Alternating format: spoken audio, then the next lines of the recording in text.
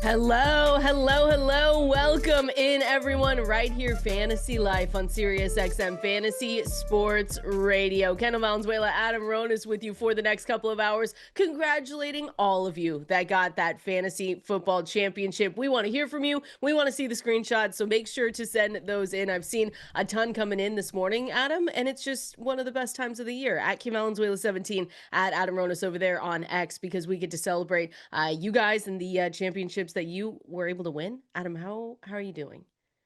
Not great, but we'll forget about that. Congrats to you for winning the Stack League. Let's go. Thanks. Yeah, I was pumped on that one. I thought, free Folgers for a year. No, I'm just kidding. Someone just commented I should get that, and that would be the best gift of all time. But the Stack League was so fun, and I appreciate those guys for inviting me for the first year. I get a giant helmet that you will see in the background. And donation. And $5,000 donation to a charity of my choice. I'm doing the American Diabetes Association because that just, has near and dear to my heart with my family. So yeah, it was a fun one. It was an overall great weekend for me, not for you. No, it wasn't. I just had some bad luck the last couple of weeks. Talk about it. Yeah, therapy is good. Right. So this is what the show is for. Last week in my home league, I had 5 guys injured going into the week, and then I lost Travion Henderson to a concussion in the first quarter and George Kittle to an ankle injury in the third quarter when all I needed was more than 2 points to win. So I lost that. Okay, so I had to sulk with that all week. Yeah. Then going into last night, I think it was 18.1. I needed between Puka Nacua and Blake Corum. Blake Corum gets hurt in the first quarter. Thank you. Appreciate that. And then they take away about 17 plays from Puka Nacua due to not a catch on that last one, penalties, all that. So all I needed was one more catch. Thought I had it for a second. Then they said no catch. I lose by 0.9. Oh, no. What did I do? I'm cursed. What happened? Yeah, I don't get this. By less than a point you lost? Yeah, 0.9. I needed one more Puka catch. So if they count that catch late in the game, then I win. They ruled it incomplete. And that's it. There's nothing I can say right now that makes it better. That's just a horrible way to lose. That's it. Yeah. And then of course I also have Nikola Jokic in fantasy basketball, and he got hurt last night. What happened to him? Oh, he hurt his knee. It looked bad, but I think what I saw this morning that it's not considered serious. So as long as he's back from my fantasy playoffs, I'm good. He can miss a month. Just come back from my fantasy playoffs. But yeah. Sorry, how brutal. Yeah. Maybe you get a stat correction. You think you get a I stat said that. I win? thought that too. No? Yeah, but by the time anyone sees it, no one's going to care. No one's going to care. Because usually those things don't happen until Thursday. That did happen once this year in my home league. So yes, I was going to say. I didn't even know. It was a really close game. And I was like, I lost.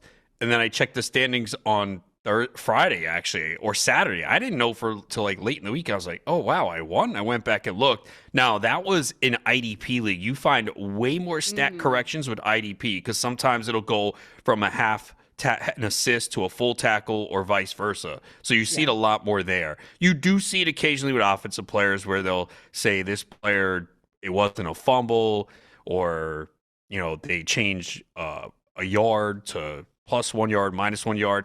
Yeah. Not as often, but you see it way more in IDP with tackles. I don't know. Maybe on Thursday you get the New Year's change, and the universe tells you, actually, just kidding, you've won. Well, that's true. So maybe 2026 is better luck, or you could win your first championship, and it's in 2026, the beginning. You could be probably the first person to win. That could be fun. That is true. That's why I get a little, when those games are really close, like if you have a win of just less than a point or 1 point total, I don't know. I would wait for that payout. Just weirder things have happened. Well, I am sending out all the payouts just because the leagues I run, there was nothing close. I already sent someone the money last night. Nice. Yeah, you did that for GST, didn't you? Yeah. Well, you sent out the memo of who won. Yeah. Congrats, because I think commissioners should be paying people right away. Like some take like 3 weeks, and it's like, for what?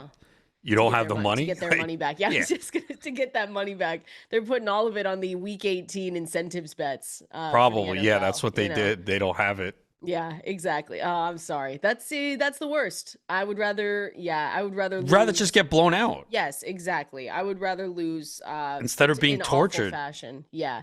Well, now wait till Thursday. I can't imagine though if you get that change. I don't know if anything's going to change, but That would be kind of crazy. Yeah, someone tweeted at me they lost by 0.01. Oh, I'd be sick. Yeah, right? Yeah, let me lose Oh, by I see 100 another one, then. 0.7. Jeez, man. No. I mean, Another a 0.12, what? Oh, I 0.08. would be That's sick. insane. I would be sick. I saw some barely survive. I see Larry sent us a message just now saying, hopefully no stat correction. So I'm not putting that into the universe if people have won with less than a point. But he won 117.95 to 117.85. That is just crazy. So send them in. We want to see your wins. Don't ask Adam about this game, but we do have to break this one down. I mean, for all the Bijan Robinson questions we got yesterday, Adam, he came through in epic fashion. I think we had a few of them, right? Of just saying, "Hey, I need 35 plus from Bijan Robinson." We said, "Yeah, I mean, it's obviously doable because Bijan Robinson is that guy." But I don't know if anyone expected 39.9 fantasy points. He was very close to getting to the Derrick Henry 45.6. This is ESPN scoring, so could be different across the board for anyone listening in different leagues. But his effort was amazing. And this game for the Rams to lose and kind of come unglued a little bit was also not on my bingo card. So Los Angeles Rams lost this one 27-24. Falcons had a pretty good lead at halftime. I think it was 21-0. We didn't see the Rams score until the third quarter here, but just a crazy game. Puka Nacua, obviously a bit brutal for probably all fantasy managers that needed him to come through, because I think he ended up with 15 fantasy points. But overall, it was really Bijan Robinson's night. Yeah, an amazing game for him. Had that 93-yard run for a touchdown, 195 rushing, 5 for 34 in the passing game, a rushing touchdown, a receiving touchdown, and just a strong finish to the season for Bijan, who since week 13, 30.3, 10.6, 31.5, 29.8, and 39.9. This was the Bijan Robinson that when he had that little period during the year, because I remember someone tweeting at me, he's like, "Oh, terrible first-round pick," because Algier was stealing touchdowns. We weren't seeing Bijan in there at the goal line, because he had a stretch of, I guess, 3 games where he didn't score, and the numbers were underwhelming. 7.8 against the Dolphins, 17.6 against New England, 10.4 against the Colts. And then you see Algier scoring touchdowns. But they started to change and go a lot more in the direction of Bijan after that. Like, you couldn't really start Tyler Algier anymore. He was seeing less and less work. So, look, Bijan for me going into the year was my RB1. And you see why. Yes, McCaffrey did have a better year than him. Not by much. Bijan was second in points per game in PPR format. So, you look back on it, you can't regret, taking Bijan over McCaffrey, even though McCaffrey was, 2.3 points per game better in PPR. But, Bijan showed why he was the RB1 for some. Yeah, he was incredible. And like you said, but there was that stretch where people were getting a little bit frustrated, or Tyler Algier managers were saying, "Wow, is this really going to turn into that, not necessarily committee approach, but you were able to actually flex Tyler Algier through, I want to say 3 weeks out of maybe 4 if you did it a little bit longer there." But yeah, I mean, this was just phenomenal. Fun to watch. And I think Matthew Stafford on the other side of this game, I think the big question is, did this ruin his MVP case? Have the odds shifted this morning? Did it go to Oh, Drake yeah. At one point last night during the game, I had tweeted, it was changing a lot. May was minus 260.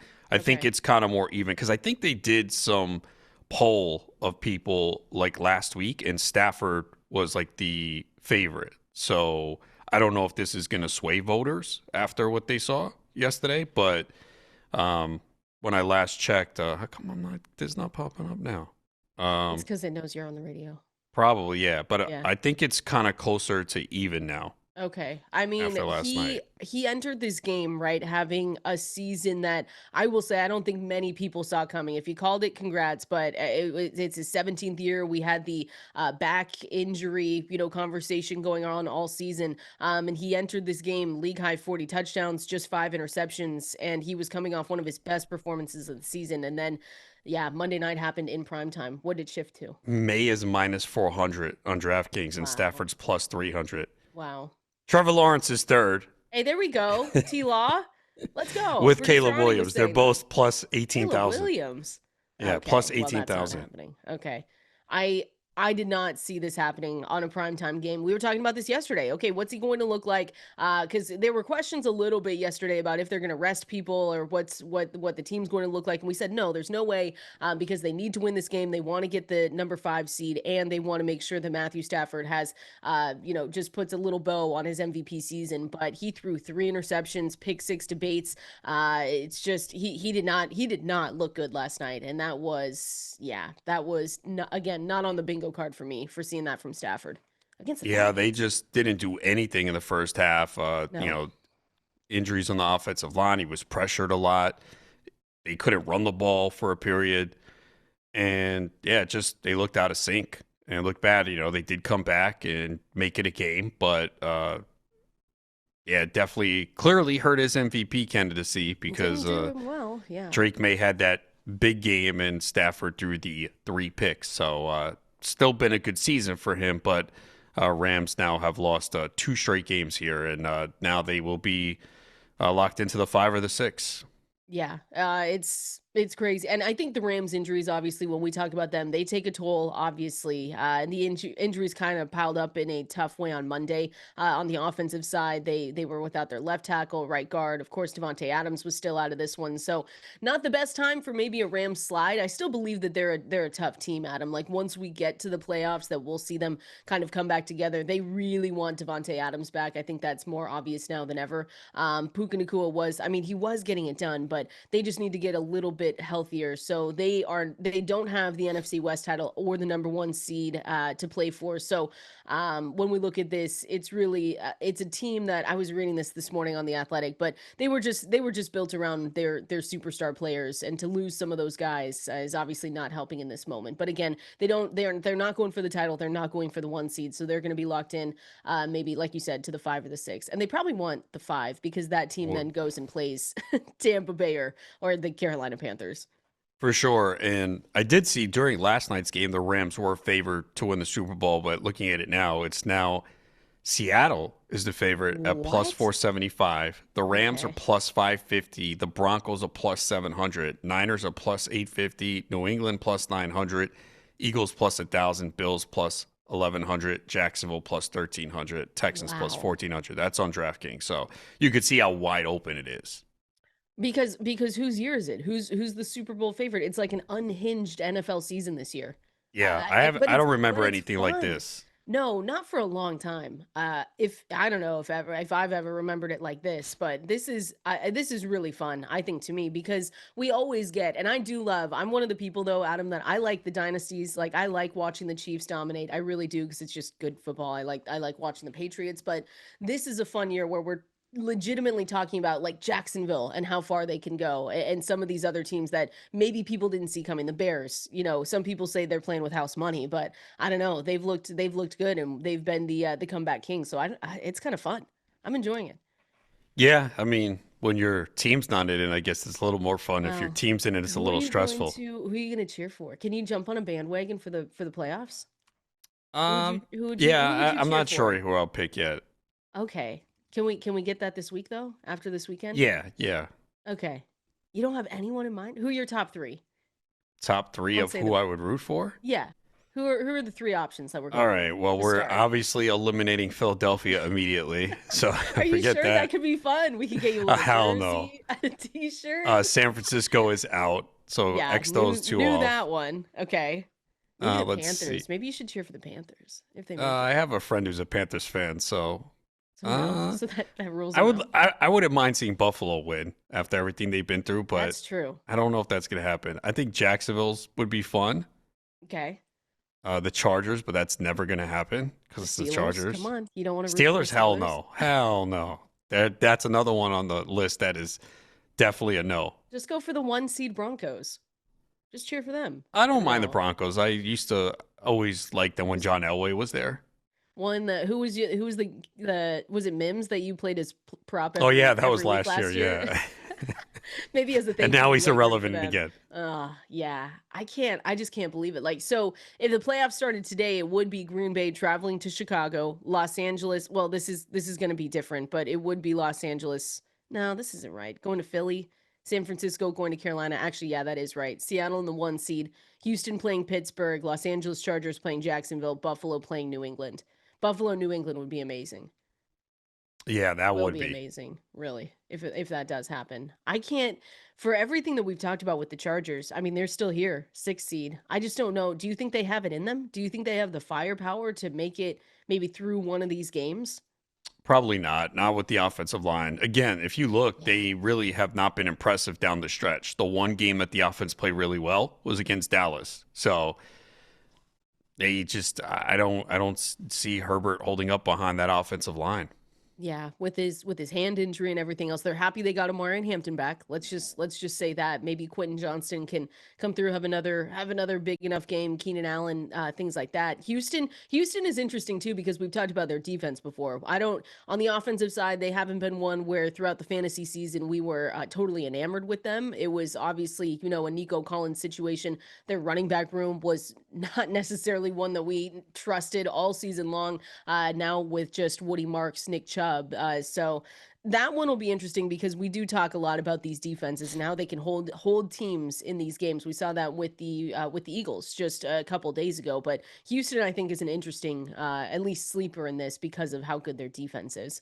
Yeah, the defense is one of the best in the NFL, if not the best, and that's how they've been winning. They've won 8 in a row. The question is, can they get enough offense in a key spot? And we've seen Stroud have some success in the playoffs, but their offense, though, it leaves a lot to be desired. I mean, they struggled against the Raiders 2 weeks ago to win. And then against the Chargers, they open up the offense early. Stroud has 140 plus yards on his first 4 completions, and then they did nothing. Yeah, there's no team that we look at here and just say, hey, they're a runaway favorite. The Broncos, we haven't talked much about the Broncos. I mean, we have in the regular season, but they got the 1 seed last week. It's just they dominated in a year where they needed to as well, because we don't usually see a Chiefs dynasty fall, right? That everything really went their way as well for them to have such a good season, sitting at what are they right now? 13-3. Yeah, they only have 3 losses. Yeah, 13-3. But the problem with them, look how many one possession games they've won. I mean, every game has been close. Yeah. They, you give them credit for winning those, but that is tough to continue to do that at that level. I think they've had basically almost every game since the last time they won by more than one possession was the Cowboys when they won by 20. Every other game. Since then, 3, 3, 3, 1, 7, 8, 7. So they just play a lot of one possession games. And I worry about Bo Nix against the better defenses. Yeah. We had the Broncos should be talked about because of how good of a season that they had and their defense. I mean, if we're talking the same way about Houston, we know that their defense is going to keep them in most of these games. But again, they get the first round bye. Maybe the Seahawks get the first round bye. We don't know yet. That game is going to. Yeah, Denver still needs to clinch it too. They need a win. Yeah, that's right. They do need a win because they weren't able to get it done last week.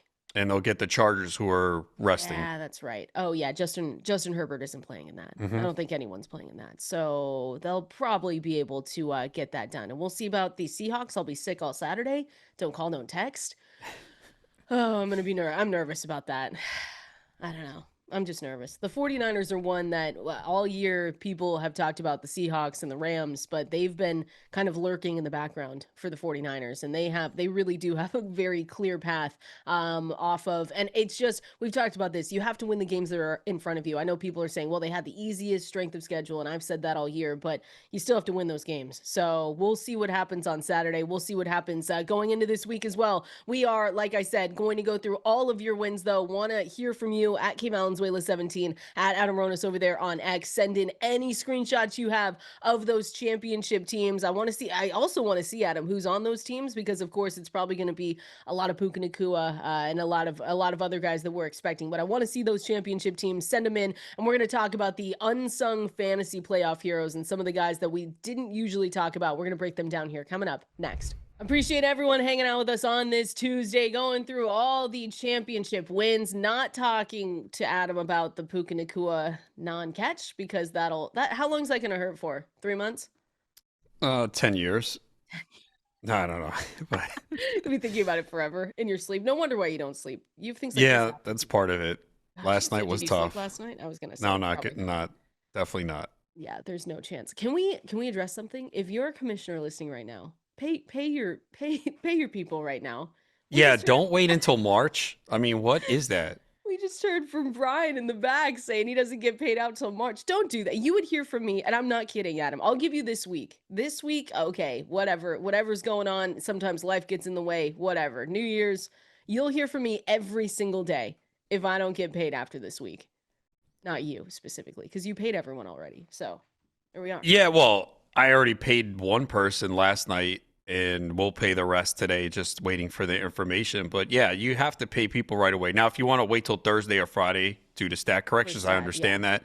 But in the leagues that I run, nothing is going to change anything. They were all significant enough victories that no stat correction will alter any of the results. So, look, I always say this. You know, you've been in a league with me now twice. I send these emails, hey, it's due this day, it's due this day. Don't play around. Everyone paid on time.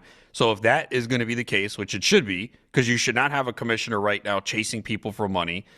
I've told people this over the years because I've heard stories. They're like, yeah, well, I wait until the end. No, I don't care if they're your friends. We all know how this works, especially this time of year where people are like, well, yeah, I spent so much money on Christmas gifts. I'm a little low right now, so I won't have it for a few weeks.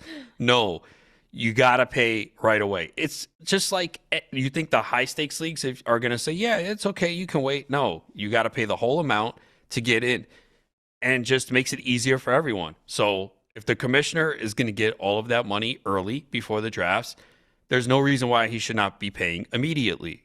Yeah, it's easy. I'm with you. Yeah. No one wants to wait on the money. You played the season for 4 months.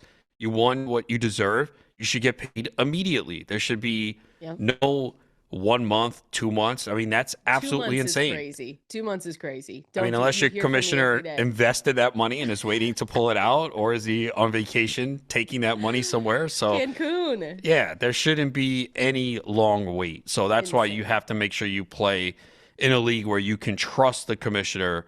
And again, I've been doing this for a long time, never had any issues. Make sure the money is collected well before the draft, because you know what's going to happen. Someone doesn't show up, and now once everyone's paid, I'm like, you don't have to come to the draft. Someone can fill in. That's on you. You paid, and that's it. Yeah, exactly. There's no BS. Adam, you know when the dates are. He sends follow-ups. You just do that. So I just had to throw it out there. If you're a commissioner listening, which I'm sure anyone listening to us right now, if you are a commissioner, you're good on it, because you hear us talk about that all the time. Just pay your people out. Unless there's a stat correction, you want to wait till Thursday, totally fine. But if we hear from you in March and you haven't been paid, maybe should you start calling people? Oh, that would be fun. People could give you the phone numbers of their commissioners, and you could call them. Yeah, you know what? I should start a service. I think that would be really fun. That would not be bad. Just kind of scary. Just be like, "Where's my money?" There was one year. That would be fun. The one year the commissioner didn't pay me, and he was giving me excuses that he was going through a divorce and this and that. Oh. So I just never joined the league again. He tried to get me back to join the next year. Like, oh, come on. Did you get your money though? No. What? You were never paid? It was someone I used to work with too. So it was a very icy after that. Oh my gosh! Never paid? Never paid. Nope. Wow. Yeah, you would never see me again. There's no chance. Yeah. Wow. That's crazy. That's horrible. I hope people don't have those experiences. Oh, they do. I've heard the stories of that's awful. Or people taking a long time to get paid. So you just can't have that. So no, get a better. I remember a lot of these leagues too are with friends, and you don't want friendships to go bad because of this, but you just have to have a commissioner that's trustworthy. Again, I don't see what the problem is. If you join a league and you're making a commitment, you said yes, pay the money. Simple. That's it. I know. I'm with you. If you don't have the money, then don't play. Brutal. I hope everyone gets paid today or Thursday, whatever is closest. Because I do by see the end some of the close week. wins. Yeah, by the end of the week. I see some close ones though. I saw one with the winning lineup where, sorry, Adam, they needed Puka to not get that catch. Anthony won 293.52 to 292. So there are some close wins. Last night's game was amazing. We'll continue to break that one down. Another big performance that we saw. I don't think we talked about Zach Charbonnet yet, but that was a pretty big performance that he had. Season high with the 25.2 fantasy points against the Panthers.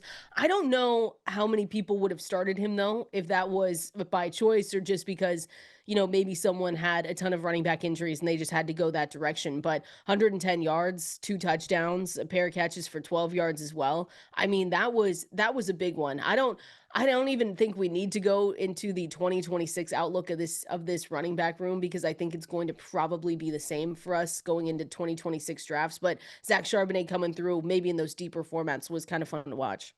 Yeah, someone did start Charbonnet in my home league. Really? And he won. I mean, I was looking at his bench, and I guess you could see why. It is a league with, like, the GST, where it's 2 running backs, okay, yeah. 3 receivers, 2 flex. So, would have won without him anyway. But, yeah, Charbonnet, I'm pretty sure, was not in a lot of championship lineups unless you were absolutely desperate.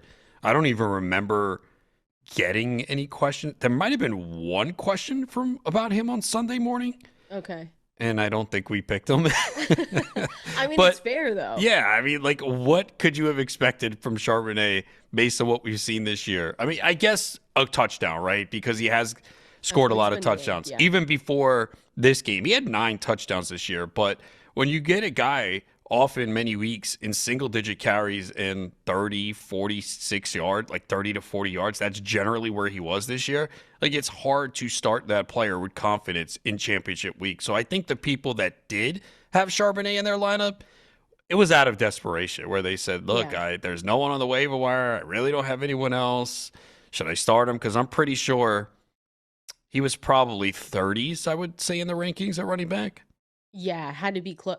I can check mine. And he was only started, I looked, in 27% of Yahoo leagues. And even those ones are a little bit. And those are some dead ones too, because that number seems a little high. So those are probably like some leagues that didn't set their lineup. And let me take back what I said about 2026, because Kenneth Walker is going to hit free agency. So maybe I don't know. I haven't even looked that far ahead, but he technically is going to be a free agent. Zach Charbonnet is under contract for 1 more season.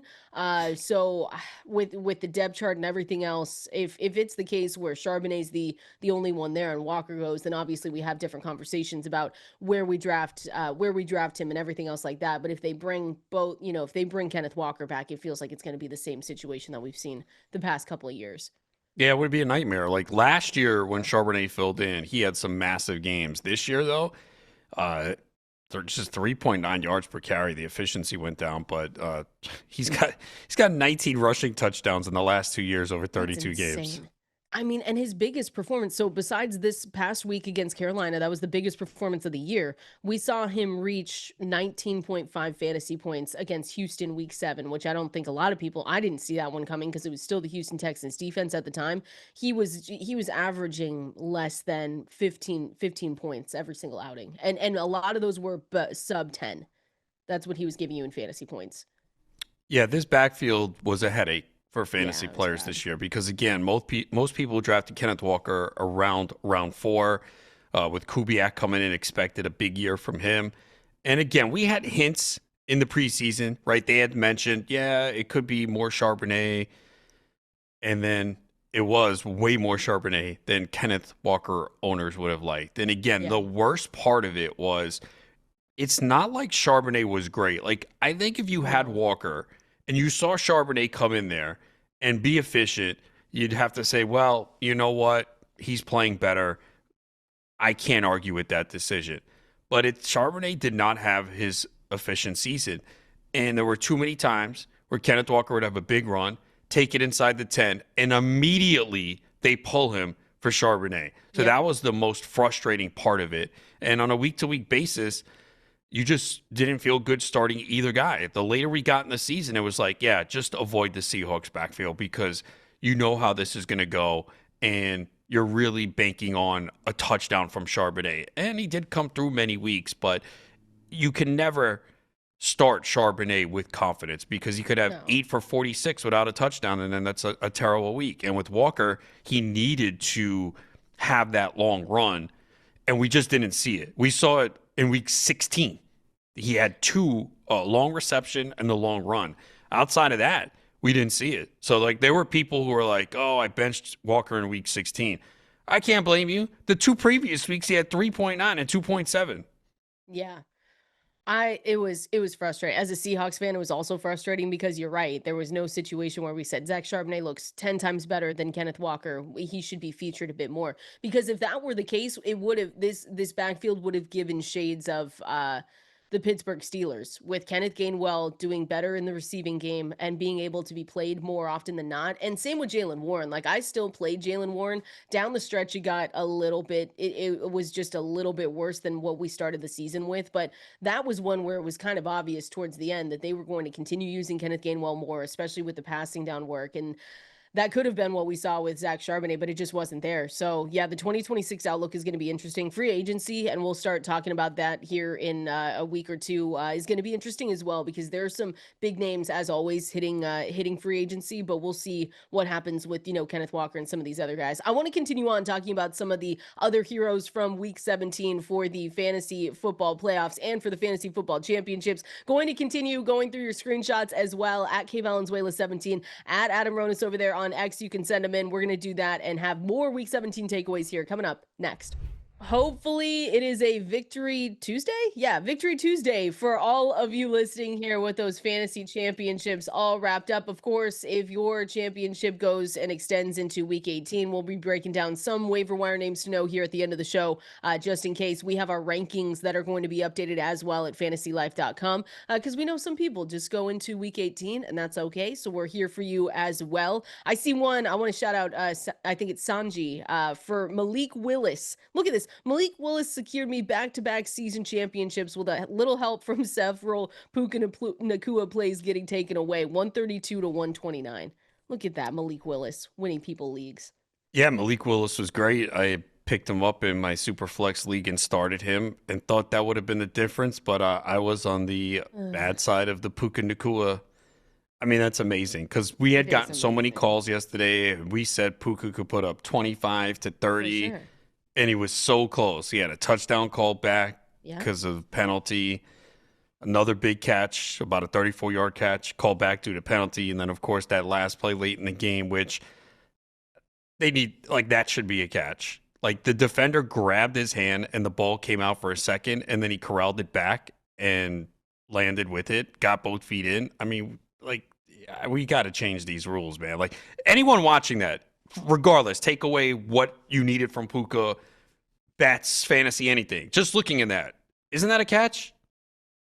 You disagree? You don't think it's? I think that should be a catch. I mean, we saw the ball came out. The defender grabbed his arm, so the ball came out of his hand for a second, and then he got it back and landed with the ball. To me, that's a catch. Yeah, I understand it. It was funny because watching, if anyone was watching like the slow-mo replays, until they showed the full clip, you were like, this is a catch no matter what. And then you can see like when the ball was a little bit just in midair with him not catching it. But I understand. I right, like Ani just said in the chat, like if that's in the field of play, it's a catch. And exactly. Right, it's true. I think you said that before the show. Yeah, like, if that's in the end zone, it's a touchdown. Right. So Brendan just said that too. Yeah, it's just like it doesn't make sense, man. Like there's so many different rules. It's the same thing. Like, so if you're a running back or a runner and you're approaching the end zone and the ball just goes slightly over the plane and then it's stripped from you, it's a touchdown. But if you're a receiver in the end zone, you need to hold it for 3 days. Yeah, no, I'm with you. It was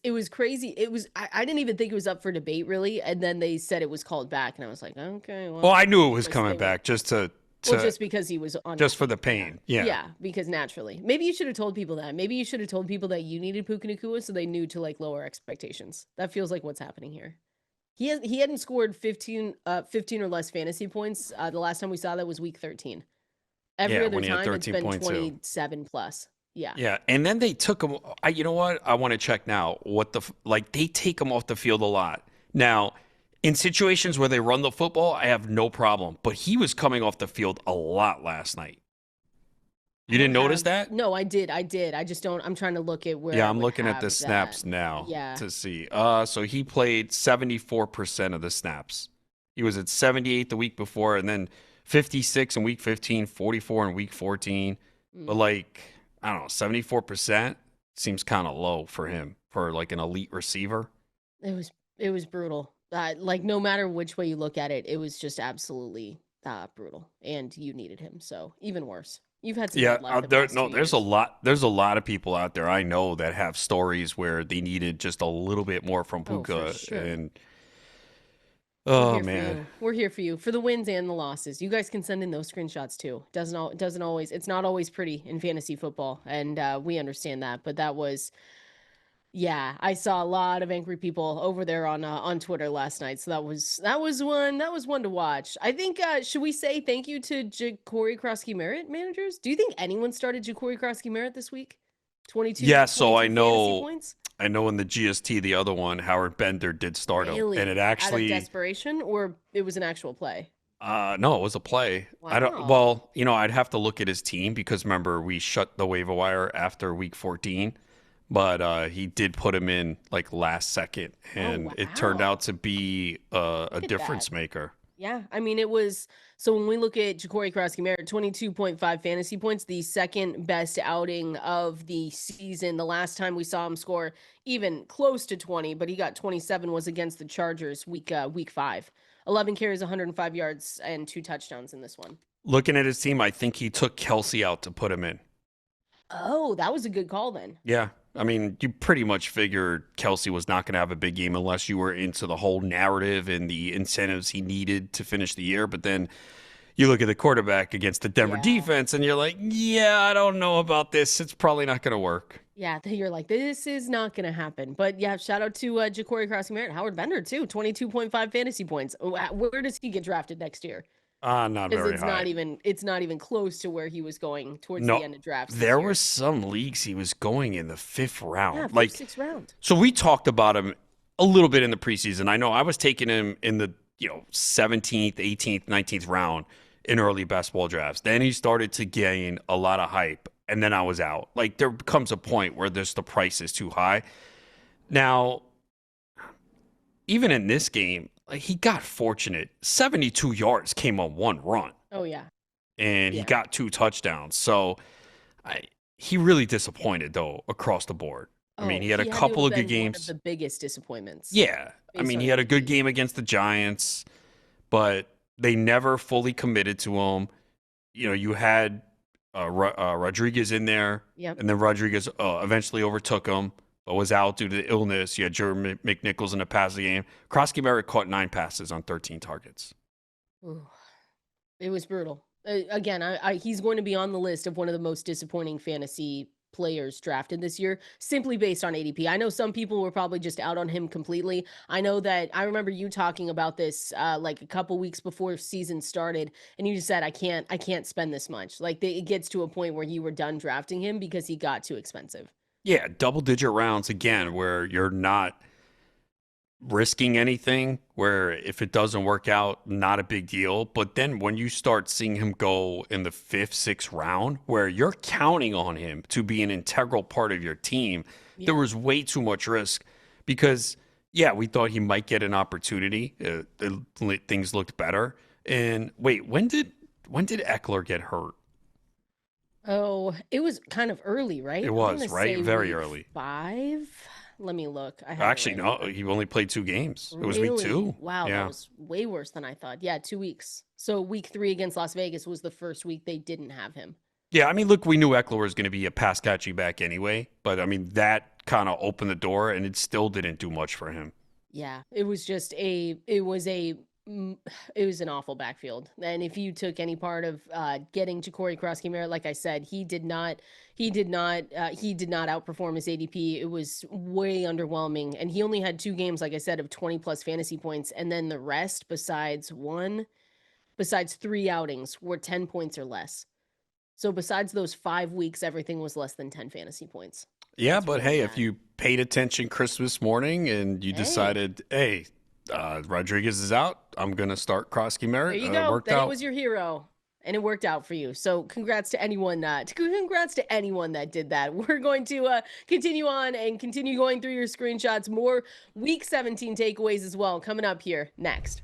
It's a Victory Tuesday for some here, and we're going through your screenshots, going through week 17 takeaways as well. And like I said, we're going to get you ready for week 18 here. If you do have championships going all the way through week 18, we're going to go through waiver wire names to know. Article is live at fantasylife.com for you to go and check out. I see a tweet here from Mike saying, repeated my auction league, third in 5 years, won 150 to 139, was going up against Bijan. Oh, that would have made me nervous. How sick were people last night too that were up big maybe, or they were facing Bijan and he was making it just as close as he could, because 39.9 fantasy points is nuts. Congrats to Mike though. Auction leagues, that's tough as well. Yeah. Damn, did we get a call yesterday or a tweet that someone was up like 35 against Bijan? I think so. We were like, yeah, it should be okay, but he said, yeah, it's gonna be fine. And then he puts up 39.9. I hope that maybe his best game of the year too. Else. Yeah, I mean, what a time. That's when Bijan's in that playoff MVP conversation. Oh, I mean, it might be him. After what he did last night, probably. 31.5, 29.8, 39.9. I mean, he was better than McCaffrey in these 3 weeks. Yeah, that I think he has to be. 29 twice and 39. That's crazy. Yeah, I know Derrick Henry had the 45.6, but he did have 10 in week 15. Yeah, you have to do it consistently, in my opinion, to get like the MVP playoff vote. Has to be that. Where does Bijan go now for you next year? Is he still your Is he your RB1 essentially? Yeah, RB1, and I think I would take him 1 overall. Yeah, because we had in the middle of the season the Jahmyr Gibbs conversation, right? Where Jahmyr Gibbs, it was like, okay, we can see at some point in the season, again, we're going to be going through this, but we said, okay, we can totally see him now going as the 101. And he kind of, I don't want to say tailed off, but he did have some low scores especially the last 5 weeks. You saw him with 11.6. Then you had the big game against Dallas, 37 points, then 9.8, 22 against Pittsburgh week 16. That helped fantasy managers, but then 6.4 to end it against Minnesota. That was brutal. Yeah, I'm still high on Gibbs. I'm not going to penalize him. They had some offensive line issues. So if you're going to take the last few games and fade Gibbs, I think it's a mistake. With Bijan, it's just, imagine if this guy could get like 15 total touchdowns. He has 11. Yeah. Algier took a lot away from him. Algier's a free agent, I believe, too. So, nice. Look, Bijan's getting massive volume. He's heavily involved in the pass game. He had 100 targets this year, 76 catches for 810 yards. Imagine if he has a season of 20 total touchdowns, the numbers he would put up. That's the only thing that's keeping him from being I don't want to say dominant. He is right now. Again, he was second in PPR formats, but McCaffrey has 17 total touchdowns. Jonathan Taylor has 20 total touchdowns. Bijan only has 11 total touchdowns. Wow. So if Bijan gets to that level with what he's doing, he's 23. He turns 24 in January. So he's still in his prime, and he's the best running back in football when you watch. Oh yeah, they were saying that on the broadcast last night. Yeah, he is. I those cuts and the way he makes people miss, and just his explosiveness. So for me, it's Bijan 1. I mean, it was this year. I don't see any reason to change. And again, once he gets that year of 17 to 20 total touchdowns, it's going to be epic. Yeah, it definitely will be. And Tyler Algier he is a free agent. There's this could be interesting. Travis Etienne is also a free agent this year. Right. Javonte Williams got the 1-year deal with Dallas, but he played a pivotal role for some fantasy managers, myself included, this season. Breece Hall, we'll see what they do with him. Kenneth Walker, Kenneth Gainwell too. We'll see. The Steelers have a lot going on, but he's another one. Yeah, there's some pretty big names that could be going on here this offseason. It's always so fun. Yeah, it is. It's always interesting to see where everyone lands. Yeah, it's a good one. But I will say, like Bijan, all these guys, it's the leading running backs really. I guess we could say the running backs at the very top, the elite guys. I mean, they came through for you. Early running backs dominated again in fantasy. That was something you could say, because we talked about CMC already. We've talked about Derrick Henry coming through, maybe not week in and week out, but still got you really good days. Zero RB is something that we talked about draft strategy before, but this season, I think we really pivoted Adam to more talking about an anchor running back situation. You anchor your team to one really good, dominant running back, and then you go and get the Jalen Warrens of the world and the other guys here. But those early running backs did really dominate. Yeah, again, there's always so many different ways to win a fantasy league, and you could just go back and look. Like I'm looking at a team that won a championship in my league. His top three running backs, and Genty, Pollard, and Jordan Mason. Pollard. And still won a title. So there's so many different ways to win. But yeah, you needed the strong running backs for the most part this year. My running backs were Javonte Williams, RJ Harvey in that stacked league that I won, which didn't feel possible, but here we are. That's how you do it. We're going to continue on. You know what time it is, though. It is time for that Fantasy Life Water Cooler. We're going to go through all the news and notes you need to know and the questions that you have as well. We're going to do that here coming up next. This is Fantasy Life right here with you on this Tuesday, Sirius XM Fantasy Sports Radio, breaking down all the news and notes that you need to know heading into week 18 of the NFL season, fantasy season as well, if you're still doing that. Like I said, we are here to help at Valenzuela 17 at Adam Ronis over there on X. That's where you can send us your screenshots of your wins or your maybe brutal losses. I saw a couple of those come in too, Adam, because, as much as we like to talk about the wins, sometimes we also have to talk about the losses. So we are here for you today. And of course, so is fantasylife.com. So you can go over there, sign up for the newsletter, check out all of our articles as well. And our projections, our rankings are going to be updated here for week 18 as well. So you guys can go and check those out. And we're going to go through, like I said, the news and notes that you need to know. We're probably this week, Adam, going to get a lot of updates on, teams just sitting their players, right? That's kind of the week that we should expect. And so if you are going into week 18 with a championship on the line, maybe you do total points for 3 or 4 weeks. However you do it, you just want to be paying attention. I know that's easy to say now, but we got word yesterday afternoon or evening, whenever it was, that we're not going to see Justin Herbert play on Sunday. So the Chargers are not going to play probably anyone really of note in their regular season game. It's the finale against the Denver Broncos. So you have to kind of be considerate of that if you have any players over there. Same with the Colts. No more Phillip Rivers. Are you sad about that, Adam? I know you are. Oh, yeah, very sad. Riley Leonard in the finale there. So I know that Adam's going to be sad to not see Phillip Rivers, who came out of retirement again. Just a reminder, after Daniel Jones' season-ending Achilles injury, that team, what a downfall. I feel so bad.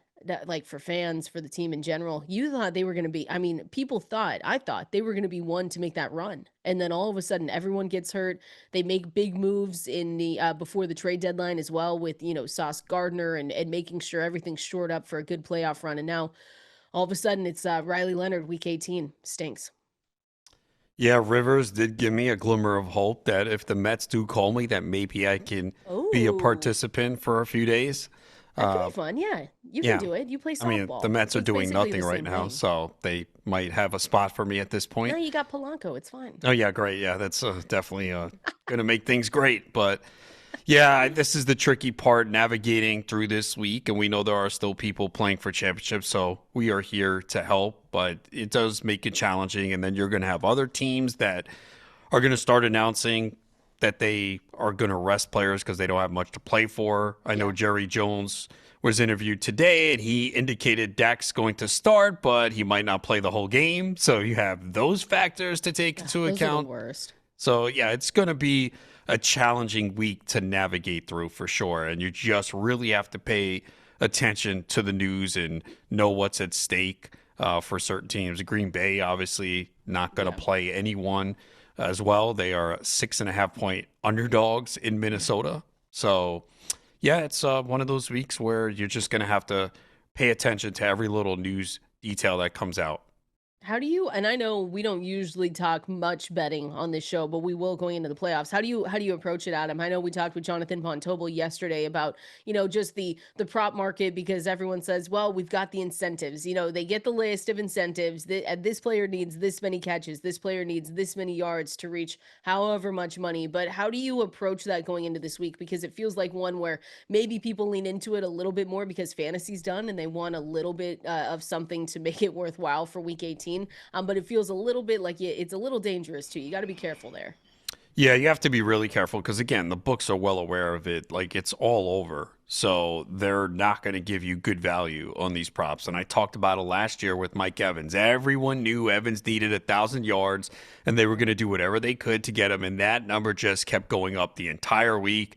I think it finished in the high 90s, and he did not go over. He got the 1,000 yards, but he didn't go over because people were just blindly, whatever the number was, they didn't care. Oh, Evans is definitely getting 1,000 yards. They're going to throw to him every play. And they just kept betting it regardless. And I didn't touch it. Once I saw that number, I was like, yeah, this is not good. And he did not cash the over on his props. Unless you got it very early in the week at a better number.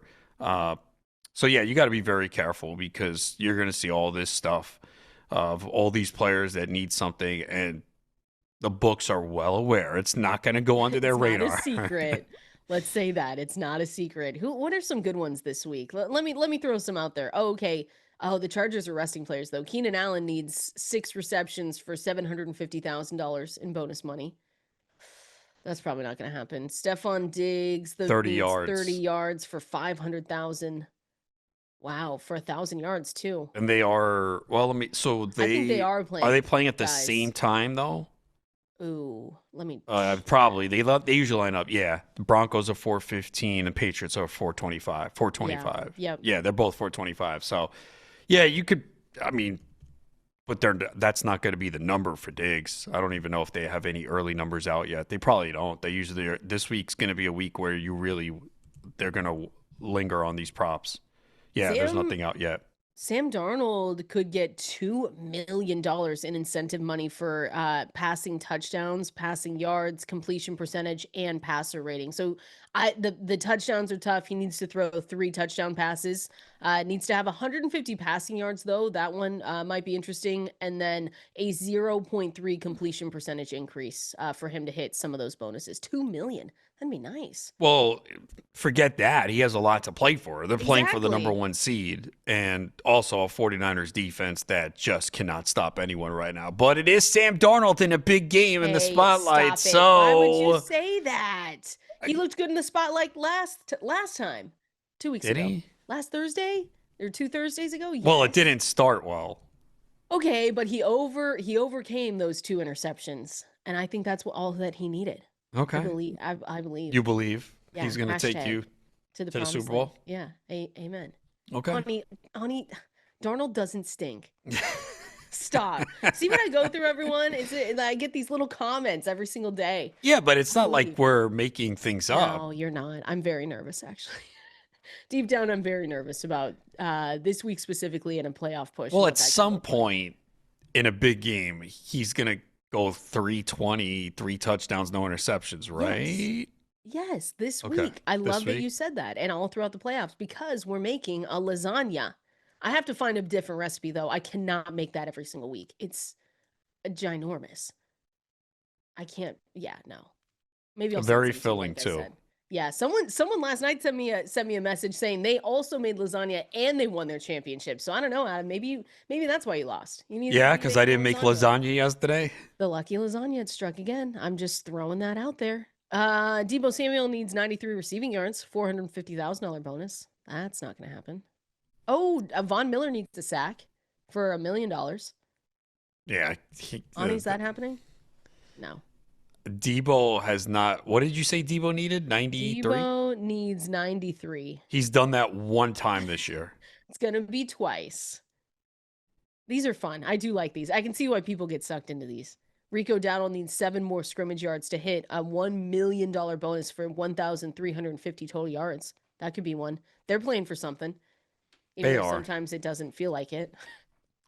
Yeah, that is such a weird game on Saturday, Tampa, Carolina. Yeah. And then did you see that if Atlanta wins, that Carolina gets in even if they lose? Yes, I did read that this morning because I was looking through and I was reading the headline and it said Falcons win over Rams complicates NFC South. And I said, how does it do that? But yeah, the gist of it is that in a weird roundabout turnaround way, they could still win. The Panthers could still win even if they lose on Saturday. Yeah, If so the they Falcons could. continue to win. That is so weird. So there'll be no celebration. If Tampa wins, there's no celebration. They'd have to No, wait they have to wait. until Sunday, and they would need Atlanta to lose. Which is great. So the Bucks, no matter what, the Bucks need to get a win. Obviously, that's the big thing here. And they've lost 7 of their last 8 games. If the Bucks do beat the Panthers, then of course they have to look and wait, like you just said, for the Falcons, because the Falcons have won 3 consecutive games and are coming off that one from last night against the Rams. And if they win, then the Panthers get in. It's just nuts. Yeah, would be in that scenario. It would be a 3-way tie, 8-9, and the Panthers would get the tiebreaker. Like we said, the Falcons aren't giving up. That's what we said in that game last night. I don't think I expected that, but you knew that they were going to come in and play hard because they want to play spoiler. So they're going to do it for another week and try it again. Yeah, the 2 teams playing best in that division right now are the Falcons Saints, and neither will go to the playoffs. So it'll be one of the other 2 teams that are struggling. Where is Tyler Shough right now for Offensive Rookie of the Year? I believe he's the favorite. Is he now? I think he did move to the favorite. I mean, because when you look now, if Ted has a big game on Saturday and they win the division, like, does that alter it? Probably. Don't you think, with the voters? It could. An island game where all eyes are on you? Yeah. Oh, so no. DraftKings has Ted McMillan as -135 and Shough at +140. I just don't think that's right. But who am I? He's had some big McMillan has had a solid year. Yeah. It's just Bryce Young has held him back.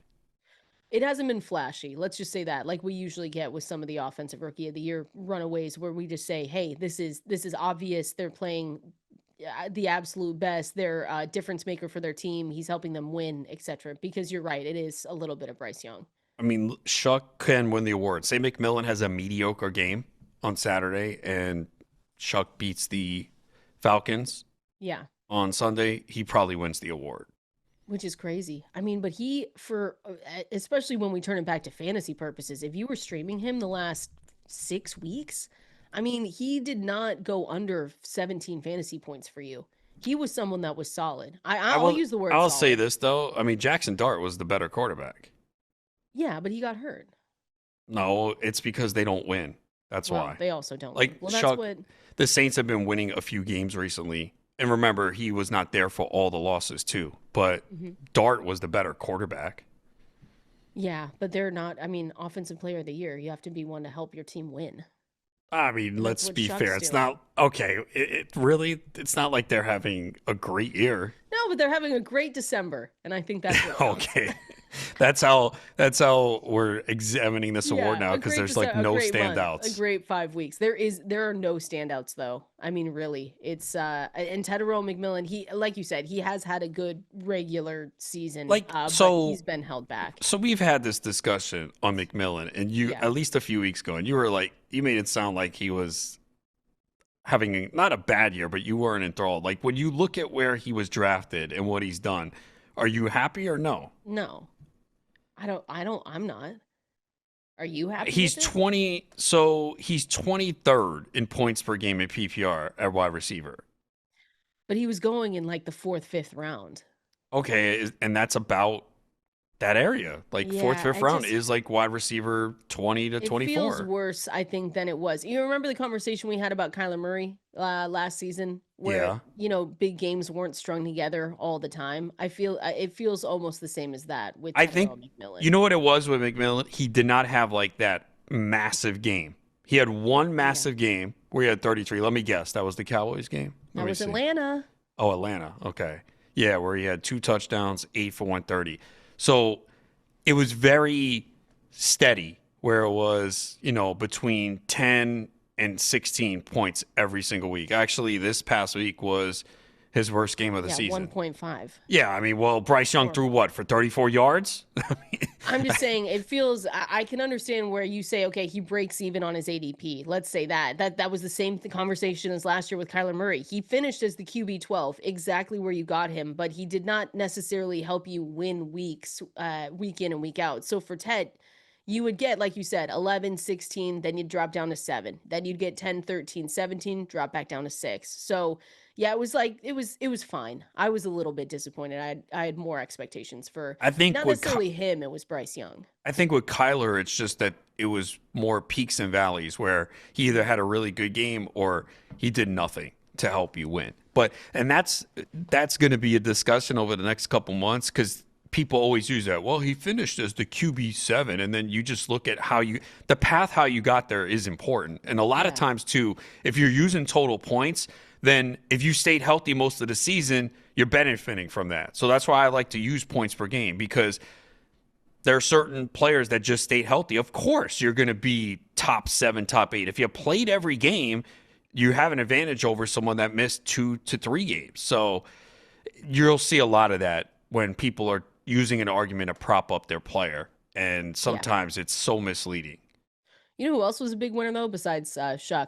Chris Olave. I see wide receiver 6 in total points for the year. Yeah, I see points per game. He was 7th in PPR. Okay. Yeah. I mean, incredible. And a great finish to the year. I was going to say, he has to be probably not number 1 because of what we saw from Bijan Robinson, but the fantasy playoffs, clutch. You got 20, 36, 25 from Chris Olave. Yeah, he was one of the best receivers in the fantasy postseason, for sure. Just at least 20 and a half in each of the 3 weeks. And another player where people were not, he fell in drafts because the concussions, number one, and the state of the offense. Yeah, we didn't know, weren't sure who the quarterback was going to be. And we weren't sure, would either guy be good? Would they be able to get him the football? But Kellen Moore deserves a lot of credit for what he did because they are playing much better football towards the end of the season. And yeah, Olave, if you just said, you know what, I'm going to take him based on talent, because that was a guy going in the 6th round for the most part. Yeah. I only got him in 1 league. I was open to taking him, but not aggressive enough. I had a lot of Olave last year. And, this is what we expected last year from him. But yeah, when you look at the top receivers, like if you look at the top 10 in points per game, he was easily the best value. He was the one going the latest. Yeah, yes, absolutely. Because I'm looking at them, and the top is pretty. Nico Collins was expensive. Devontae Adams he was always expensive. You never really got a discount from him. Which I was so sad about, because I said in the offseason that was my favorite move when he went over there in free agency, but he just always stayed expensive. Wan'Dale Robinson inside the top 12 is mind-blowing to me. Oh, that's total points, though. Yeah. Points. He's 16th in points per game in PPR. Where's Zay Flowers? He's 12 in total points. He's 18th. Again, this is another misleading one, right? Like, because you're going to hear people, well, Zay Flowers was a top 20 receiver in points per game. I mean, really, what did Zay Flowers do for you? Like, he has 4 total touchdowns on the season. 4. Yeah. So this is just a case of staying healthy. He's had 3 games over 20, but it's a lot of weeks of 11, 12, 14. Exactly. Just really not a difference maker. No, it was brutal. And we're going to get into this a little bit more. The tight end position is broken. You got Trey McBride, Kyle Pitts, Travis Kelce, Jake Ferguson. That's another one. Like Harold Fannin, Dallas Goedert, Tyler Warren. Juwan Johnson's inside the top 10. It's broken. Well, Kelce fell off because of the last few weeks. He is now 10th in points per game in PPR formats. Because look at this finish to the year. That's the problem. And, you could say, oh, well, Mahomes being out, but 1 for 8, 7 for 70, 1 for 6, and 5 for 36. So, like, he was someone that you basically couldn't start the last 2 weeks. No, it was brutal. And the tight end position for another year also just kind of brutal. Where McBride he just dominated the field. So for sure. He scored more than 100 points than the next tight end? Woof. Really? Yeah, Oh yeah, I see this. yeah, and people 302 to 199 for Kyle Pitts. Oh my goodness. that is insane. And That's even in insane. points Set per it and game, forget it. in Play points me per crying. game, more than no, Kittle was 15 point. Okay, so he had like 3.6 more than Kittle. Crazy. Tucker Yeah. Kraft was third. I don't want to talk What about could have Tucker been? Kraft. Yeah. That was so sad.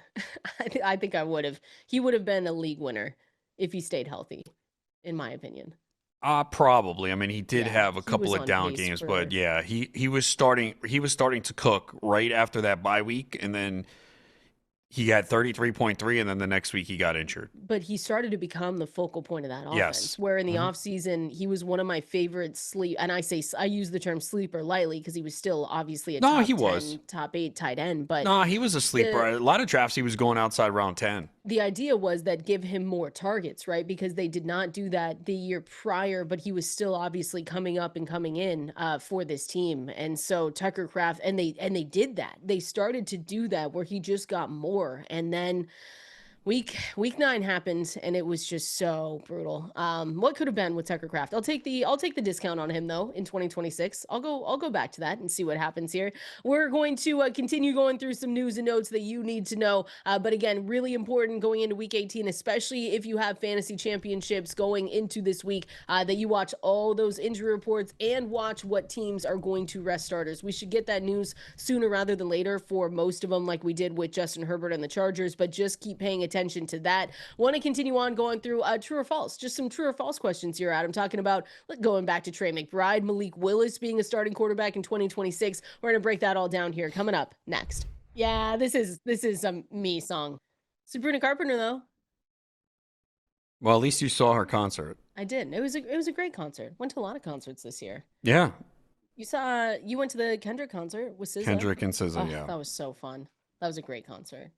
Yeah, it was a good year for concerts. A good year for fantasy managers too. If you had some of these specific players going through true or false here, going into the 2020. I'm going to ask you some 2026 questions as well. Before I do that, though, again at K Valenzuela 17 at Adam Ronis over there on X. I see Josh just sending a message. Purdy led me to a fantasy championship. Purdy for MVP.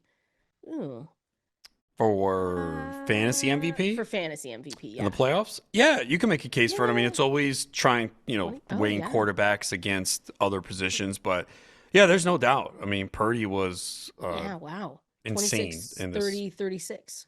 Yeah. Last 3 weeks. You can't argue with him. He had 11 touchdown passes in this 3-week period and 2 rushing touchdowns and rushed for 44, 11, and 28 yards in the 3 games. So, yeah, he definitely led people to titles. Yeah, and that's a really good call. Remember, too, so I'm looking at a league where he was dropped. Because, remember, he was out for a while. Like, if you had no IR spots. Well, because it was always, maybe Purdy comes back this week. Maybe he's able to do it. But it always went back to Mac Jones. And so it's... When he was in there, though, he only had one real down game. And, of course, it's against Carolina. 23 of 32 when we're talking about completions, 193 yards, 1 touchdown, 3 interceptions, 7.32 fantasy points. Other than that, he was getting you 17 plus since his return in week 11. Yeah, even the Browns game, he did have a passing touchdown, a rushing touchdown. I believe that was bad weather in that game. But, yeah, it's a good call. Yeah, overall for this season, he didn't play enough. He only played in 8 games. But, yeah, if you had him for this 3-week stretch of the postseason, he delivered. And, again, it was mentioned before the year. You brought it up earlier. We knew San Francisco had one of the easiest schedules.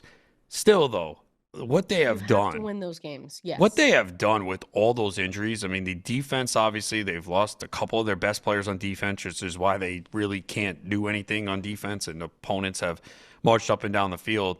But they've had so many injuries. I mean, again, Purdy missed basically half the year. Mac Jones comes in, and they're fine, and they're potentially 1 win away from getting the number 1 seed with all of the injuries they've had. Says a lot about this team. Yeah, it's really impressive because, again, like we always say, you got to win the games that are in front of you. But with all the injuries that they had, I think people were counting them out early in the season just because of everything that was happening for them. So It's going to be a great game. I'll probably make lasagna. No, I will make lasagna. 49.5 point total in this one. Again, in San Francisco. Yeah.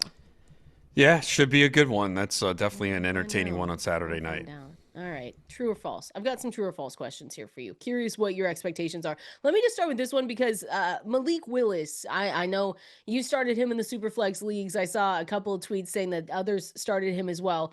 True or false, Malik Willis will be a starting quarterback in 2026, not for fantasy, just overall in general. Throughout the NFL, he'll be a starting quarterback. True. It doesn't take much. We've seen this throughout the years. These backup quarterbacks have one or two good games, you get paid. It's just the thirst for quarterbacks in the NFL. He's definitely made good strides. Green Bay tends to do a good job with quarterbacks, but yeah, he's going to get a job. Yeah, I think he put multiple teams on alert because that's just what happens. And I think we've had this conversation before about development of quarterbacks around the NFL. Like I understand the story was cool with Phillip Rivers, but in reality, you're telling me that there weren't other quarterbacks around that like there's just these conversations. Gene Clemens talks about it all the time, just about the league not necessarily being good at developing quarterbacks. But you've got a lot of teams that might have a compelling market and bid for Malik Willis this offseason, like the Pittsburgh Steelers. We don't really know what's going to go on there. The Arizona Cardinals, like what's going to happen with Kyler Murray. I don't know if they go that direction, but there are some teams with big question marks. And Malik Willis, especially for us, Adam, I mean, when we talk about fantasy implications and depending on where he goes, this is looking down the line a lot. But we said that we liked Malik Willis in these spots because of the potential that he has to run. He had 10 carries, 9 carries, week 16 and 17. Week 16 didn't necessarily come through fully, 13.24 fantasy points against Chicago. He went in halfway through, I want to say, in that game. And then 31 points against Baltimore with 60 rushing yards and 2 touchdowns on the ground. Yeah, So again, just there. Yeah, in the two games recently, 19 carries for 104 yards, 2 rushing touchdowns. So Crazy. anytime we get that quarterback in, definitely improved as a passer too. True or false? A legit supporting cast is emerging for Cam Ward. Legitimate. I'm gonna say false. I don't see it Okay. yet. I don't You see like it yet. I Shamir don't think. Dike, I mean, yeah, he's fine, but that's still they need more than that. Chigakonkwo? No? Tony Pollard. That's the one that you like. They need a number 1 receiver. They don't They have do. it. They need a lot, to be totally honest with you. And it's going to come in the form of new coaches this offseason. I'm curious what the coaching carousel is going to look like just overall in the NFL this offseason, because who else do you think might lose their again, we don't want people losing their job, but who else could be out there? I think Gannon is probably on the hot seat, right?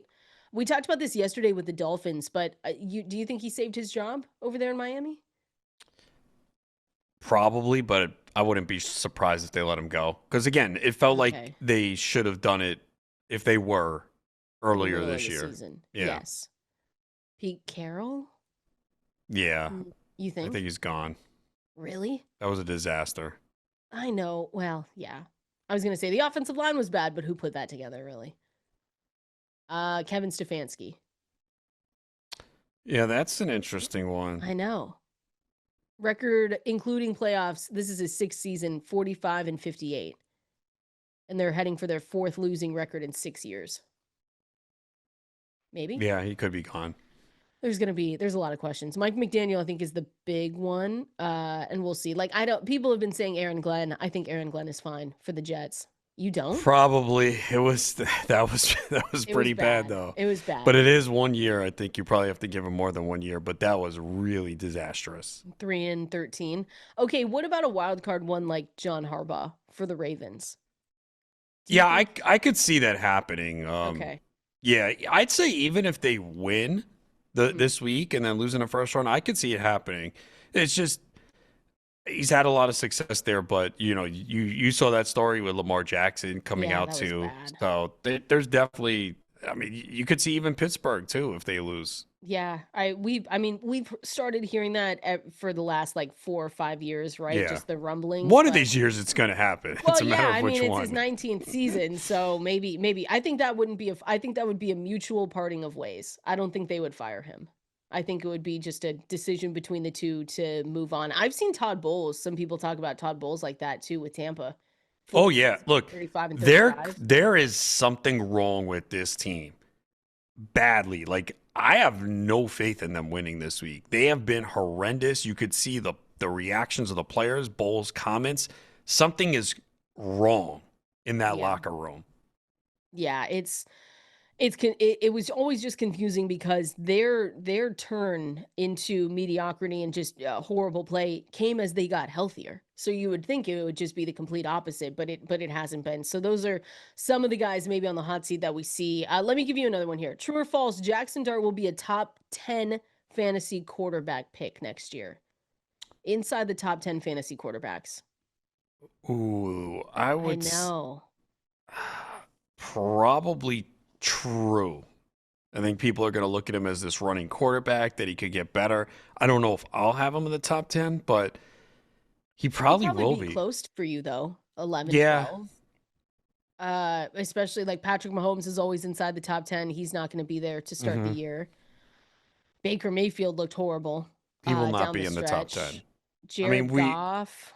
Goff won't be. Herbert probably will, especially if they come in with a healthier offensive line. Jordan Love? No. Sam Darnold? Sam Darnold? Heck yeah, check. You might be no. one.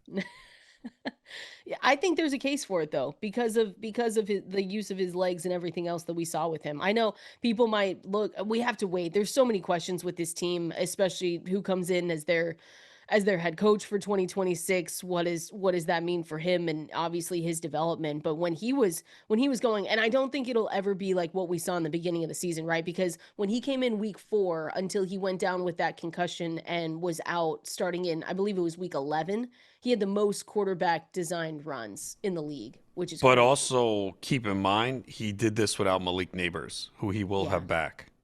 So you think he runs less because of that? No, I'm saying it'll help his passing. Oh, yes. Absolutely. And you get Cam Scatterboo back. Oh, yeah, that too. Miss him. Forks up. And the Giants will still find a way to win 4 games. That's okay. As long as they're winning us fantasy matchups, right? We don't care.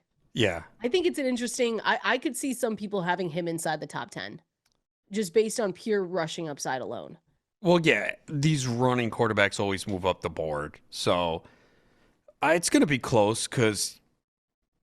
You have Burrow, Drake May.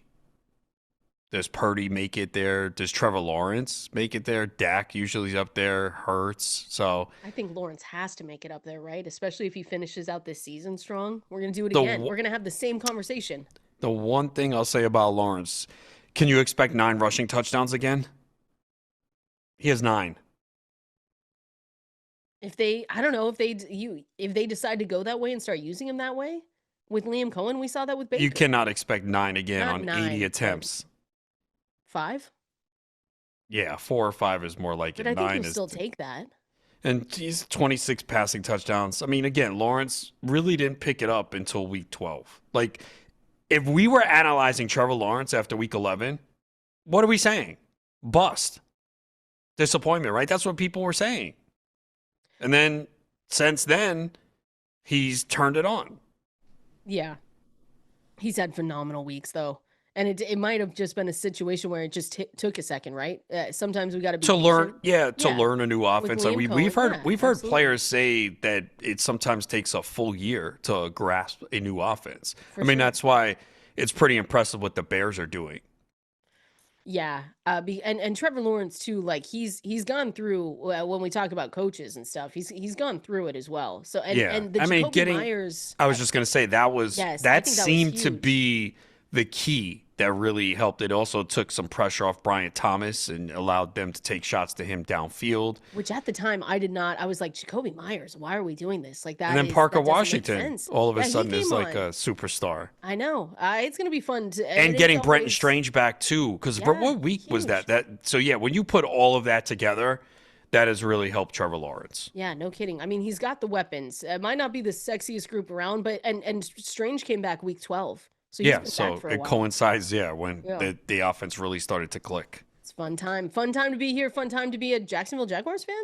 Question mark? I think they're having fun, right? Yeah, absolutely. It's a great time right now for them. We're going to continue going through some more of the biggest fantasy lessons that we learned this season. We'll, of course, do that throughout the off season as well, but just kind of wanted to start and go through some of the takeaways with the late round dual threat quarterbacks, with some of the guys that we say don't draft them because they'll get hurt. We're going to break it down here coming up next. If you call yourself a sports fan, you have to have Xfinity. All the games, all in one place. And here's what you get when you watch sports with Xfinity. You get that sports zone. So that means every pro football game and over 1,000 college games, highlights and alerts, all in one place. You also get that multi-view, so you can be in up to 4 stadiums at once. The Xfinity fan view, this allows you to have live scores, odds, and stats all in one place, personalized to you and the teams that you like and the teams that you care about. You also get that enhanced 4K and that voice remote where you can just say football.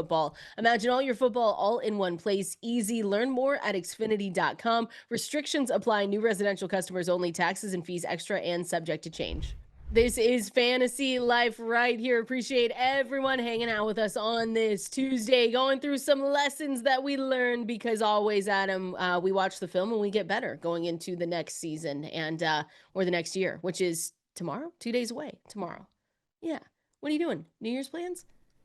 I'm not sure yet. You? I know you're probably Okay, go ahead. Finish that sentence. Go ahead. You probably have some big plans. Oh, no. No? I thought you were going to say something about me staying up until midnight, which doesn't usually happen. Oh, that's right. Yeah, no. Do you do that on New Year's Eve? Well, so I was able to do it last year because I went to Atlanta for the Peach Bowl. So I was there that's for right, New yeah. Year's, and To so see it was Scatterbo, and then you was didn't even draft a him. 3-hour difference. Okay, whoa, I did draft. It was a 3-hour difference though, so I was able to stay up. It was phenomenal. Okay, Like the so first this time in a year, long time. no? I don't know. I'm going to hashtag not an ad, Benihana. I've never Okay. been. Oh, I've been It looks there. fun. Yeah, it looks fun. Yeah, it's Like, good. fling food at you and stuff. Oh, yeah. So will you do that? So, like, if they Is there an ask, option? yeah, you Oh could yeah, say I no. will 100% do that. Okay. You better Yeah, catch it it on the looks first fun. try. I usually do. Do you? Yeah. Is there evidence of that? I mean, I can get video for the next time I go to a hibachi place. Let's do Yeah. that. You should go on tomorrow, and then we can see who does it first. Why is it always a competition? I don't know. I don't know. It is. Yeah, I'm excited. I've never been. I'm kind of pumped. Yeah, you should have fun. They throw the eggs in the. Yeah, I don't know. I've seen a lot of videos, obviously. So I'm. Oh, you've never done hibachi before? No, never. Oh, I've done it many times. I think I went last time was like a few weeks ago. Oh, what? Yeah. Nice. Oh, I'm pumped then. All right. Well, you can go see a movie or something. There's a lot of good No. movies out. Why? Is there? I mean, there's never any good movies. You were on a kick. What? People forget that you were on a kick where you were going to the movies a lot this year, and then now all Well, of a yeah, sudden I you're was like, no, I I'm was not seeing going. like advanced screenings like Yeah, well, six that's to cool. 6 months before. Actually, I think it is actually. Yeah, no, it is cool. It just I had one. The last one that I got was like a Thursday night, so there was football on, so I didn't go. Yeah. Are you But going now, to the with no, Cowboys with, game this week? as of right now, no. Okay. It's gonna be cold. You don't need to. Yeah, it is going to be cold, and Dak might only play like a quarter. Yeah. And, You'll see him out there like once. And you know then he'll what? be I wonder if that, because that was the highest total of the week. I wonder if that line moved after Oh, it has to. Jerry right? Jones spoke. Yeah. Yeah, He's it did only gonna be drop out there, a little yeah. bit. And even Dallas went from 5.5 to 4.5. That's why I mean, the Giants clearly don't want to win this game. In a way, I kind of hope they win. Oh my gosh! Don't say Just that. to ruin their pick. I mean, if the Cowboys go 8-1, who cares? Doesn't matter if Yeah. they're 500. But then again, losing to the Giants is just brutal. So It's I not don't great. know. I'm mixed on this one.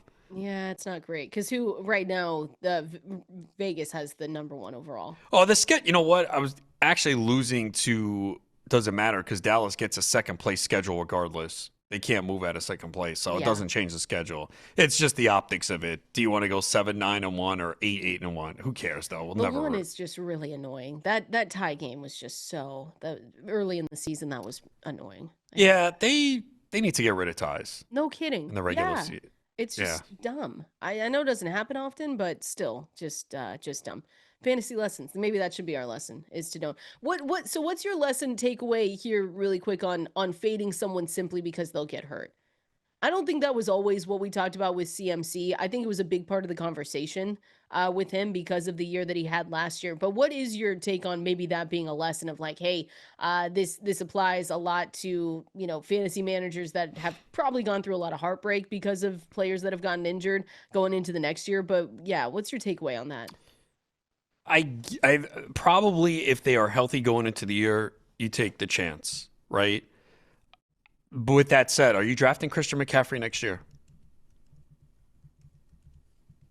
No. Yeah, I'm not. But I don't I think know. it's an injury thing now at this point. I think it's the same conversation we had about Saquon, right? Where it's more of a workload thing. If they And go if all you, the way to February, no. yeah, and if you just look at his history, whenever he has that massive workload, he does not stay healthy the next season. I mean, it's so 2019, he had 287 carries. The next year, he played 3 games. Now, there's one time back to back. So in 2022, 244 carries. He had 272 the next. But that 2023, where he had the 272 carries, he played 4 games the next year. So now he's played 16 games. He'll play 17th this weekend. We know he's going to have another. I mean, right now he's got over 400 touches. Yeah. No, 399. So he's going to have over 400 touches. And another year older, wear and tear. He'll be 30 when the season starts. Like, come on. Like, and again, maybe he dupes us again and has another great year. But are you really going to bank on that? And it's not like he was very efficient this year either. Like 2023, he was 5.4 yards per carry. He's at 3.9 this year. If you watch, too, it's not been – he doesn't have explosive runs. If I'm not mistaken, did they say during the broadcast that was his first run over 20 yards this season? Yeah. I was just okay. Well, no, he had 24-yard run against Indianapolis, but that was his first run over 40 this year. Mm-hmm. Listen, I think it's more of instead of an injury thing, it's more of a workload touches by year, workload kind of thing. The same with Saquon Barkley, but it's an interesting conversation that we're going to be having. But to be fair, like I didn't do it, so no credit. But I did say, hey, it's scary to fade McCaffrey. If I have 10 leagues, I want him in one. I did have more than 10 leagues. I didn't get him in one, so I didn't heed my own advice. But it was scary because you knew that this was the potential outcome. If he stayed healthy, you look at his history, when he's healthy, he's either RB1 or RB2. So this wasn't a surprise, and he was cheaper than ever. He wasn't a top 3 pick. I think the earliest I seen him go in any draft that I saw the board was 6. He was rising up. There's always this chance with CMC. And we did talk about that where, hey, if he is healthy, this is the year he's going to give you. He's not going to be the consensus one, right? No, I don't think so. Because I think people are going to have this same conversation, right? Yeah. Now, 102 maybe. That's maybe where he ends up going. I don't know. It's going to be a fun conversation nonetheless, though. I want to go through waiver wire names to know here, Adam, just in case people are still going through week 18. There are some guys that you can go pick up off the waiver wire, go through some more lessons that we learned as well. We're going to do all of that here coming up next. This is Fantasy Life right here. As always, love you guys listening to us right here on this Tuesday, getting you ready for all things week 18 across the NFL and maybe for some more just fantasy football implications, championships that maybe go throughout this week. That's why I say, Adam, if anyone's still going week 18, maybe you're still worried about your quarterback situation. It feels like a broken record, but Tyler Shough can continue to probably be that guy for you. They haven't given up. That's the other part where you worry about some of these teams that just either don't have a lot to play for or they've just, gone throughout their losing season. But it just feels like he can continue to do it. Week 18 against the Falcons. I know the Falcons want to play spoiler when we're talking about that division. The Saints will probably just try and continue on keeping up. So I think Shough has a chance to finish the year on a high note. For sure. He's played very well. And yeah, I think they have incentive to play in this game. For sure. Spoiler. Yeah, both teams playing well, Atlanta. So, yeah, I think you can look at him this week if he's out there still. I think people might have picked him up over the last few weeks. But, yeah, could be someone if he's available on waivers. Yeah, and this is again a week where you have to pay attention not only to the injury reports, but just to teams saying if they're going to rest starters. We already know that with the Los Angeles Chargers, Dak Prescott's going to be out there, but for how long is the big question. When did the Chargers play? Oh, the Chargers are that late window against the Denver Broncos. So we've got actually a lot of afternoon games too, Yeah. instead of two. I hated when it was just two this past week. Yeah, and It's really especially when annoying. one was Vegas and the Ugh, Giants. horrible. At least the other one was a good game. Yeah, Yeah, it was it Philly, was. Yeah. Buffalo. But yeah, this is a unique schedule this week where you have a lot of 4 o'clock games. I think it's 7, if I'm Yeah, looking at it, I'm right? 7. one, Wow. 2, 4, 6. Yeah, 7. And then Ravens Steelers on Sunday At night. night, yes. Yeah. And then again, Saturday games, you've got a 1:30 Pacific time kickoff with Panthers Bucks, Seahawks 49ers at 5 p.m. Pacific time. So, you Oh, know, that worked out for you. I guess oh they yeah, considered your bedtime when scheduling that they game did. with They said Seattle. okay. Well, it would have been nicer at 1:30 because then I would have for sure been in bed by 8, but it's fine. I still think they should have been that Sunday game, but whatever. I'm biased. They were not Look, going to do that. if you're looking at the best game, it's Seattle, San Francisco. But I said it on Twitter Sunday night talking about it. I said they're going to put Steelers Ravens Sunday night because winner in, loser goes home. Where Mhm. it's Seattle, San Francisco, both are in. It's just a matter of a 1 seed in the division. So is it the better game? Yeah, clearly it's the best game, but they want that winner go home, loser Yeah, go home element definitely. involved. And it's a rivalry with the Yeah, Steelers that's and the what you get. Ravens and A lot of all talk about that. the coaches, Yeah. all that stuff. Lamar Jackson, is he going to play? Gonna play. Who knows if he's gonna play? Let me throw out Malik Davis if we're doing waiver stuff for the Cowboys there. Javonte got banged up with that shoulder injury second quarter, week 17 against the Commanders. So maybe he can go out there. Same with it's down the list, but Isaac Tesla as well, maybe someone you can look at too for the Lions. Yeah, the Lions said they're going to play their Oh, okay. guys. That's what I saw. So, yeah, look, this is a case of throughout the week you'll be making waiver wire pickups if you're playing as news breaks. Yeah, Parker Washington, Chigakonkwo, honestly, with the Titans, if he's out there. I think those are all good names. Again, article is live at fantasylife.com for waiver wire names to know. Congratulations again to everyone on their wins. We're going to be back with you same time here tomorrow. We'll see you then.